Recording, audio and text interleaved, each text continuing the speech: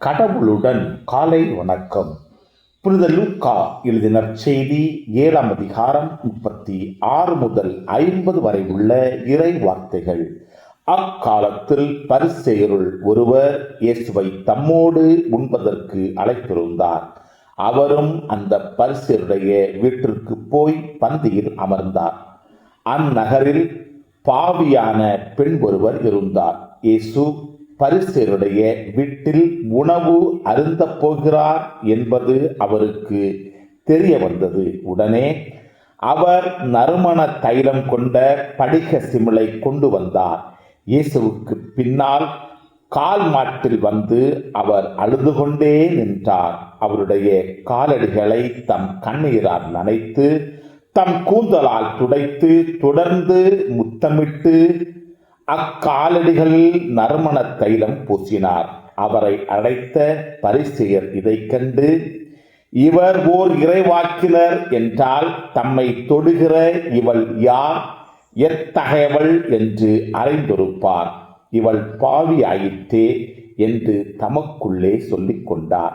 இயேசு அவரை பார்த்து, சீமோனே, நான் உமக்கு ஒன்று சொல்ல வேண்டும் என்றார். அதற்கு அவர், போதகரே, சொல்லும் என்றார். அப்பொழுது அவர், கடன் கொடுப்பவர் ஒருவரிடம் ஒருவர் 500 தெனாரியமும் மற்றவர் 50 தெனாரியமும் இருவரும் கடன்பட்டிருந்தனர்.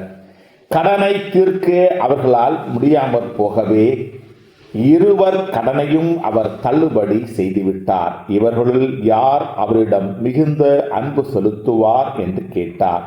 சீமோன் மறுமொழியாக, அதிக கடனை யாருக்கு தள்ளுபடி செய்தாரோ அவரே என நினைக்கிறேன் என்றார். இயேசு அவரிடம், நீர் சொன்னது சரியே என்றார். பின்பு அப்பெண்ணின் பக்கம் அவர் திரும்பி சீமோனிடம், இவரை பார்த்தீரா? நான் உம்முடைய வீட்டிற்குள் வந்தபோது நீர் என் காலடிகளை கழுவ தண்ணீர் தரவில்லை. இவரோ தம் கண்ணீரால் என் காலடிகளை நனைத்து அவற்றை தமது கூந்தலால் துடைத்தார். நீர் எனக்கு முத்தம் கொடுக்கவில்லை. இவரோ நான் உள்ளே வந்தது முதல் என் காலடிகளை ஓயாமல் முத்தமிட்டு கொண்டே இருக்கிறார்.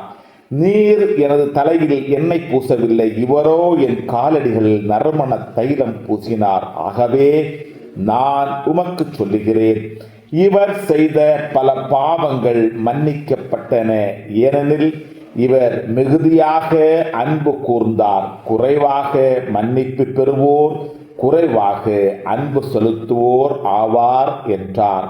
பின்பு அப்பெண்ணை பார்த்து, உன் பாவங்கள் மன்னிக்கப்பட்டன என்றார். பாவங்களையும் மன்னிக்கும் இவர் யார் என்று அவரோடு பந்தியில் அமர்ந்திருந்தவர்கள் தங்களுக்குள் சொல்லிக் கொண்டார்கள்.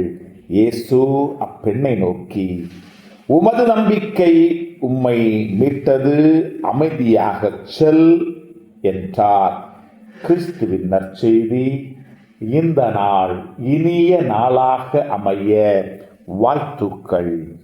பல பல பல புதுமைகள், பெருமைகள், இனிமைகள் இறங்கிய நல்ல நாள், ஒரு நல்ல நாள், நம் தேவன் தந்த நாள். இது நல்ல நாள், ஒரு நல்ல நாள், நம் தேவன் தந்த நாள்.